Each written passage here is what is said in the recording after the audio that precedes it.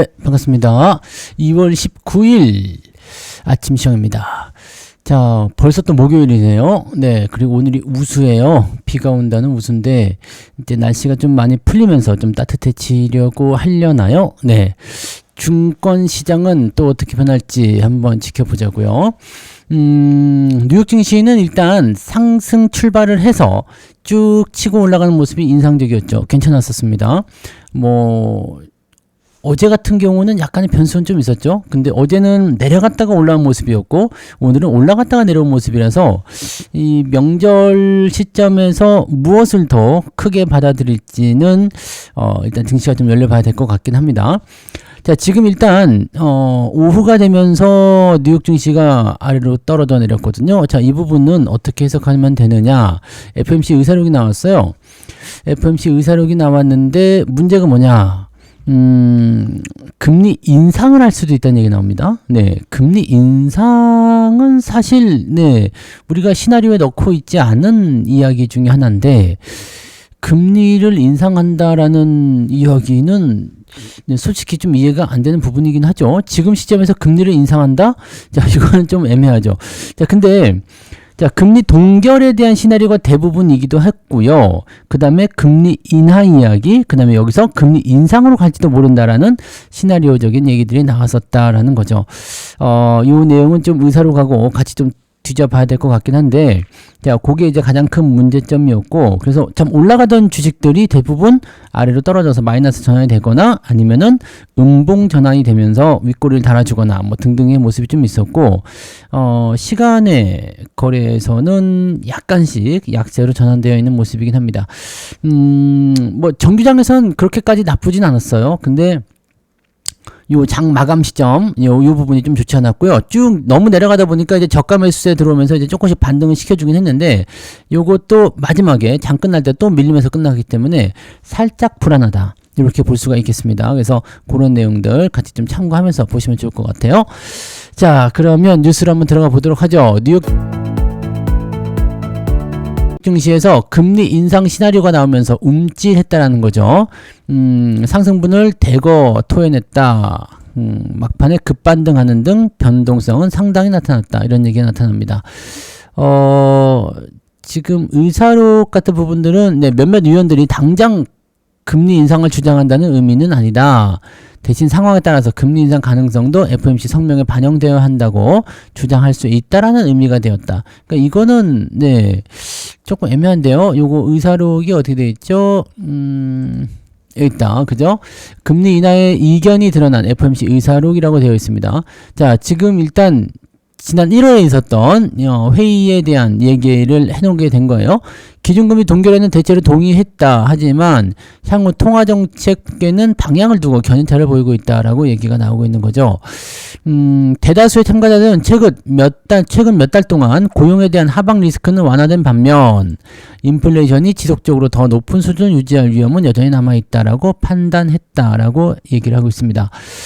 이게 약간의 문제성 요인이 될 수도 있을 것 같긴 합니다. 자, 인플레이션은 언제나 좀 부담 요소가 좀 될 수는 있거든요. 그래서 이제 그게 이제 어떻게 되느냐, 어떻게 먹히느냐에 따라 달려있는 부분이겠죠. 근데 인플레이션은 지금 2.4 정도, CPI가 2.4 정도 나왔기 때문에 사실적으로는 그렇게까지 큰 문제는 되지 않습니다. 다만 이제 실업률 같은 경우도 좋아졌고요. 그래서 1월달하고 지금하고 상황은 좀 많이 달라지지 않았나 라는 생각을 좀 해봅니다. 예상치보다 일단 다 좋게 나왔거든요. CPI가 떨어지면 금리를 근데 CPI가 떨어지게 되면 물가가 내려가니까 금리를 인하를 해야 될 필요성이 있겠죠? 물가가 내려가게 되면 인하를 해도 되거나 동결을 하거나 이렇게 되는 거죠. 금리가 높아서 금리 인상을 통해 가서 물가를 낮추겠다고 했었으니까 금리가 내려갔으면 이제 금리 인상을 해도 되는 거. 이렇게 되면은 지금 1월달 수준에 비해서는 솔직히 그거 문제될 것 같아 보이지 않아요. 실업률도 오히려 4%대 초반으로 안정감이 있다라고 한다면 크게 문제되지는 않죠. 그래서 일단 내일 또 실업상 청구 건수 또 발표가 되죠. 근데 요거는 비슷비슷한 것 같습니다. 비슷비슷한 것 같고, 그 다음에 GDP라든지 PC는 조금 오르는 걸로 나오긴 하는데, 이건 예상치니까 좀 봐야 되긴 하겠죠. 특이한 건 없어요. 특이한 건 없고, 그렇다고 본다면 네 이거는 그냥 단순 해프닝이지 않을까라는 생각 좀 해봅니다. 사실 솔직히 금리 인상으로 가기는 조금 애매하고요. 네 인플레이션 경로에 맞춰서 금리 인하할 수 있다는 얘기를 유지하고 있기 때문에 지금 뭐 3월 달에는 금리 동결에 대한 이야기가 나올 거고 금리 인상은 솔직히 좀 네 애매한 얘기가 아니냐라는 생각을 좀 해볼 수 있을 것 같아 보이긴 합니다. 그래서 이 부분들을 조금 참고하실 필요는 있겠습니다. 요거는 너무 민감하게 반응하실 필요는 없을 것 같아 보여요. 네. 자, 빅테크 주식들이 전반적으로 시장을 떠받쳤지만 기술업종에서 덜 알려진 종목들도 좋은 수익률을 기록하고 있고 뭐 등등등등 여러 가지. 자, 메타가 최신형 그래픽 장치 수백만 개를 구입하겠다는 소식에 엔비디아가 올랐다. 더 많이 올랐었는데 후반부에 좀 떨어진 거죠. 자, 그렇게 되어 있고요. 대체적으로 네, 좀 애매모호한 그런 요소가 좀 있었고 12월 내구재 수준은 전월 대비 1.4% 감소했다. 예상치보다는 감소. 예상치 2%보다는 네, 괜찮았다라는 얘기죠. 네. 감소는 했지만 예상치보다는 나았다라는 것은 생각했던 것보다 경제가 나쁘진 않다라는 쪽으로 갈 수 있는 부분입니다. 자, 전체적으로 봤을 때는 약간의 그 리스킹한 요소는 있습니다만 네 크게 문제될 거는 없는 것 같아 보입니다. 다만 이제 이렇게 경제적인 상황이나 지표적인 상황들 이외의 것들이 시장을 조금 압박하고 있는 요소들이 좀 있다라는 부분인 것 같은데 무엇이냐면 미국과 이란의 네 긴장감이 재고조되고 있다는 겁니다. 금값이 다시 올라가고 있고요. 은도 5% 급등하고 있다. 상품 가격이 올라가고 있는데 비트코인은 내려가고 있다고 하네요. 비트코인은 66,000달러가 깨졌다는 얘기가 또 나오고 있네요. 자, 국제유가는 4% 이상 올라갔다는 얘기가 나오고요. 이란이 미국의 요구를 거부했다. 이렇게 얘기가 나오네요. 벤스 부통령은 이란이 미국의 주요 요구를 거부했다면서 무력도 사용할 수 있다고 시사했다. 외교가 이란의 핵 프로그램을 막지 못할 경우에 트럼프 대통령의 무력 사용 관리를 보유한다. 매우 강력한 군대를 보유하고 있고 대통령이 이를 사용할 의지를 보이고 있다라고 얘기하고 있습니다. 이미 항공모함은 다 배치되고 있고요. 네, 또 다른 항공모함이 네, 이란을 또 향하고 있다. 살짝 좀 안 좋은 얘기긴 하다. 그죠? 네. 그래서 국제유가가 이제 4%대 급등세를 보이고 있다는 얘기고, 네. 이란의 호르무즈 해협이 막히게 되면 일단은 가장 수혜보는 애들이 일단 해운주들 좀 보셔야 되겠죠? 해운주 보실 필요가 있겠고, 그 다음에 국제유가 상승이기 때문에 뭐 천연가스라든지 뭐 기타 등등의 다른 부분들에 대체적으로도 이동할 가능성이 좀 있고요. 뭐 태양광 이런 것들도 뭐 간접적으로 영향이 좀 있을 수 있긴 있습니다. 그래서 대체제들에 대한 움직임. 근데 뭐 일단 기본적으로 전쟁이 발발한다라고 한다면 부담되죠. 부담되는 게 굉장히 많습니다.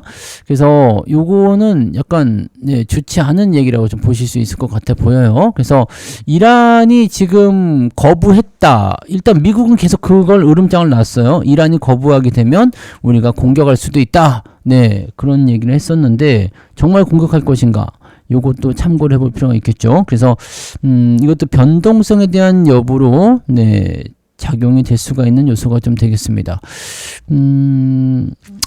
일단 요거는 좀 좋지 않은 소식이다. 그죠? 네, 요거는 좋지 않은 소식이고 이게 새로운 변수가 될 수도 있어요. 만약에 미사일 한 발에 쐈다 그러면은 증시가 갑자기라도 흔들릴 수 있는 요소가 좀 되는 거죠. 그래서 갑자기 변동성을 크게 보일 수 있는 그런 상황이 좀 되는 거고 다만 이제 그 속전속결 네. 미국이 공습을 했어. 그럼 주가가 한번 출렁일 수 있겠죠? 근데 뭐 이란이 대규모 반격을 한다, 뭐 어쩐다, 뭐 등등등 여러 가지 이슈가 나올 수 있겠습니다만, 빨리 종결이 된다. 빠른 시간 내에 종결이 돼서 끝나버린다라고 한다라면은 그 변동성이 오히려 또 기회를 작용할 수도 있습니다. 급락했던 부분들이 빠르게 올라올 수 있거든요. 그러니까 그런 부분들. 일단은, 네, 화력만 비교해 봤을 때는 뭐 이란도 만만치 않다라고 하지만 사실 미국하고 1대1로 붙으면은 이길 수 있는 나라가 거의 없잖아요. 네, 거의 없는 게 없다고 봐야 되겠죠. 그래서 그거는 네, 지금 항공모함 배치 다 해놓고 계속 긴장감만 가지고 있긴 한데 쉽게 때리지 못하는 이유도 있을 수 있겠죠. 네, 자, 뭐 아무튼 여러 가지 부분들을 놓고 생각을 해봐야 되긴 하겠습니다만 요런 내용들은 썩 좋진 않다라는 거가 되는 거고 유가가 올라가게 되면 문제가 뭐냐면 인플레이션이 다시 올라갈 수 있습니다. 요거는 아까 전에 그 FOMC 의사록에서 나왔었던 그 부분들과 또 대치되는 요소가 될 수가 있어요. 무슨 얘기냐? 인플레이션 올라가게 되면 금리를 다시 올릴 수도 있거든요. 물론 아직까지는 뭐 인플레이션을 걱정할 만한 수준까지는 아닐 것 같습니다만 요거는 또 다른 얘기가 될 수가 있어요. 그래서 국제 유가가 이슈를 통해서 한 차례 급등하는 것은 큰 문제되지 않습니다. 근데 연속적으로 상승세를 보이게 된다. 또는 이란의 상황이 더 장기화로 되고 문제점을 일으키게 된다라면 요거는 네, 생각을 많이 하셔야 될 것 같아 보입니다. 그래서 요거는 새롭게 떠오르는 그런 주요 변수가 될 수 있다라는 걸 참고 좀 해보셔야 될 것 같은 느낌이네요. 네. 자, 그래서 시장에서는 뭐라고 하느냐, 설 이후에 증시 전망, 분기점, 랠리가 지속될 것인가, 조정이 나올 것인가, 여기에 대해서 의견이 생기고 있다라는 얘기고요. 삼성과 닉스의 반도체 투톱 중심의 랠리가 유효하다인데, 요거 여러분들 잘 생각하셔야 되는 부분 중에 하나가, 삼성전자와 하이닉스가 시장을 끌고 올라가고 있는데 반대로 얘네가 조정을 받기 시작하면 시장이 박살날 수 있다는 얘기입니다. 그래서 요거를 항상 체크하셔야 돼요. 요거는 대형주의 움직임이니까 체크하기 쉽겠죠. 네, 그 부분들 꼭 보셔야 되고, 지금 시장에서 가장 걱정하는 것 중에 하나는 이제 이유가 없는데 떨어지는 거 있죠. 이유가 없는데 떨어지는 거. 즉 단기 급등 피로감, 차익 매물 경계. 즉 많이 올라간 종목들이 주춤주춤 하는 애들 생기고 있잖아요. 조선, 조방원이라고 보셔도 되겠죠. 대부분의 조방원. 이런 종목군들도 주춤주춤 하고 있기 때문에 그런 것들이 이제 보면 그동안 올라온 만큼 많이 올라왔어. 이제는 좀 팔아볼까? 라는 생각이 들 수도 있는 거고. 반도체 쪽도 네, 변동성이 나타나는 것들이 비슷하게 나타나는 모습들도 있다라는 것들 참고하실 필요가 있겠죠. 자, 이제 제일 중요한 거는 이제 지난주까지 만기일 포지션을 가지고 있었던 부분에서 이제 외국인들의 매도가 나오기 시작했었던 내용들. 네, 그리고 만기 포지션에서 외국인들이 현물을 많이 사들였잖아요. 이 현물을 많이 사들인 것은 포지션 때문이었는데 이 사들였던 이 현물을 이제 어떤 식으로 할 것이냐가 이제 중요한 포인트가 되겠습니다. 이 현물을 어떻게 풀이할 것이냐.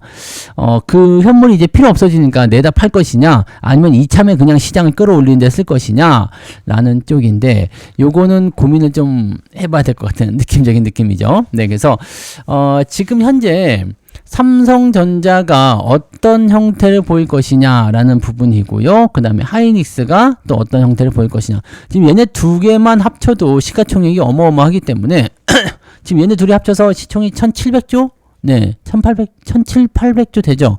1700조쯤 되는 것 같으니까 그 정도라고 한다라면은 네, 상당 수준이 또 시청을 할 수 있죠. 그래서 지금 일단 반도체 쪽에서의 애프터마켓은 썩 좋은 건 아닙니다. 썩 좋은 건 아니기 때문에 또 보합 수준이 나올 것인지, 아니면은 그냥 매수가 들어오면서 더 끌고 올라갈 것인지, 아니면 진짜 불안한 요소 때문에 차익 매도가 또 나올 것인지, 외국인들 또 어떻게 나올 것인지, 이게 굉장히 중요하거든요. 만약에 매도를 때려버리기 시작한다면 부담 요소가 있습니다. 미국에서의 AI 우려감, 이게 끝난 게 아니거든요. 계속 나오고 있어요. AI 우려감이 계속 나오고 있어서 부담 요소는 분명히 있습니다. 다만 반도체 쪽은 괜찮아라는 거. 자, 여러분들 뭐 DRAM 가격 이런 것도 6배, 7배 올라간 건 다 아시죠? 그래서 그 부분에 대한 내용 때문에 일단 실적은 당분간은 걱정할 건 없어요. 자, 올 한 해 동안에 삼성전자나 하이닉스 실적은 걱정할 건 없을 겁니다. 다만 지금 가격이 올라가면서 사람들이 생각하고 있는 것 중에 하나가 뭐냐면, 너무 비싸졌는데 네, 이래도 계속 사야 돼? 라는 느낌. 지금 못 사겠는데, 실제로요, 그 용산의 컴퓨터 그 판매하시는 그런 분들 이야기를 들어보시면 네, 실제로 그렇다고 합니다. 네, 삼성전자 거가 너무 비싸니까 싼 걸 찾으려 하는데 그 싼 것조차도 가격이 올랐다. 그래서 컴퓨터 구매를 좀 미루는 사람들이 좀 생겼다. 물론 이제 성능 자체가 상향 조정이 되는 건 있어요. 네, 그렇긴 한데 대체품을 좀 많이 찾는다.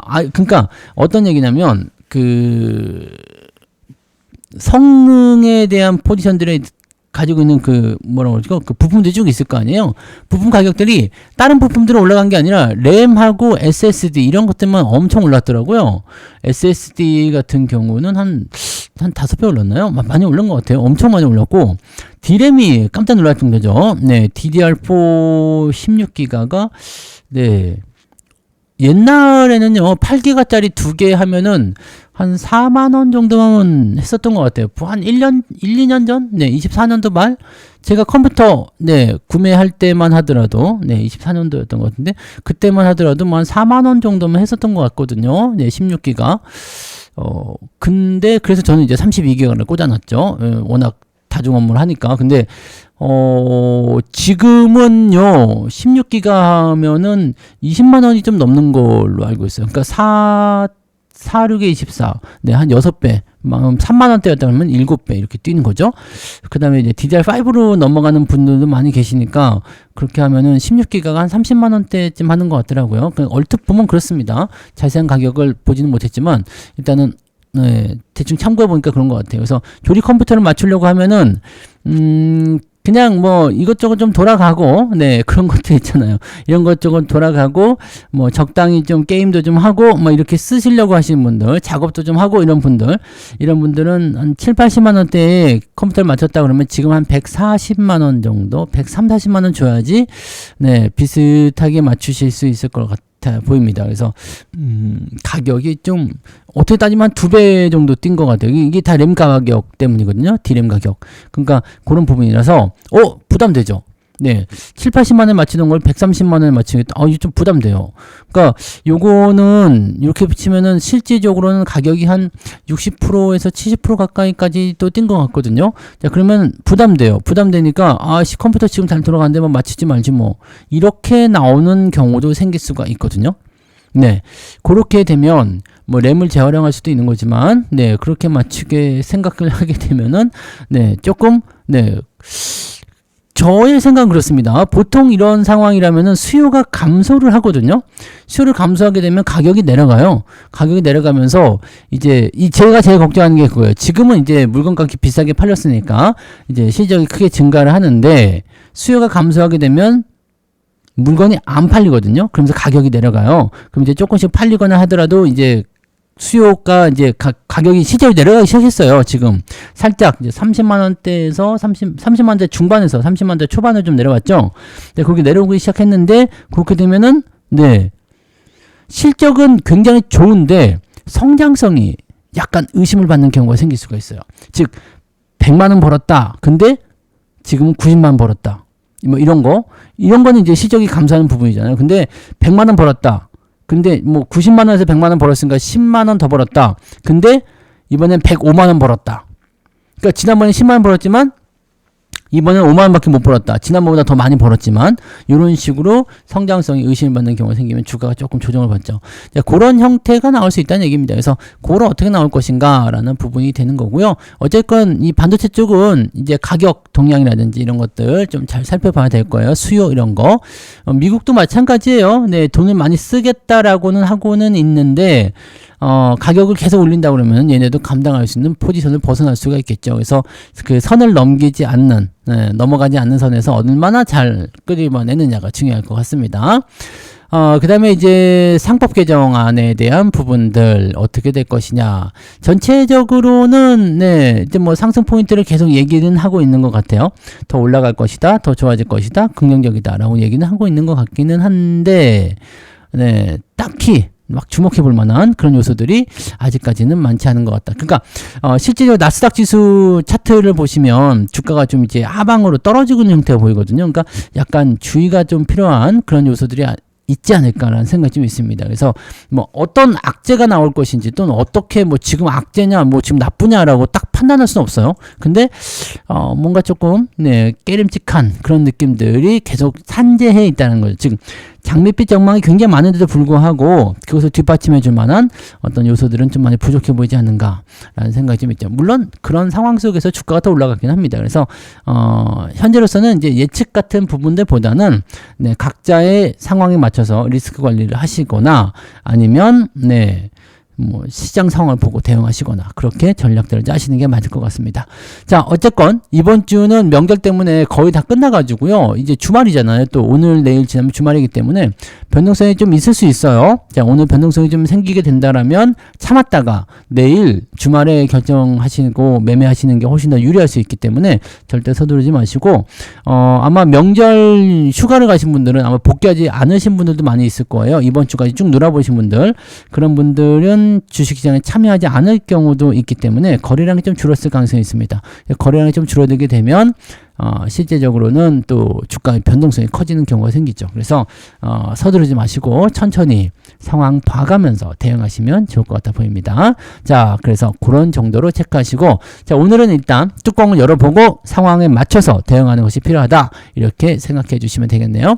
내용은 그렇게까지 썩 좋은 내용들은 없었던 것 같아 보입니다. 그 정도로 한번 참고하시기 바랍니다. 저는 장중시장 때 다시 올게요. 오늘도 파이팅 하시고요. 좋은 하루 보내시기 바랍니다. 고맙습니다.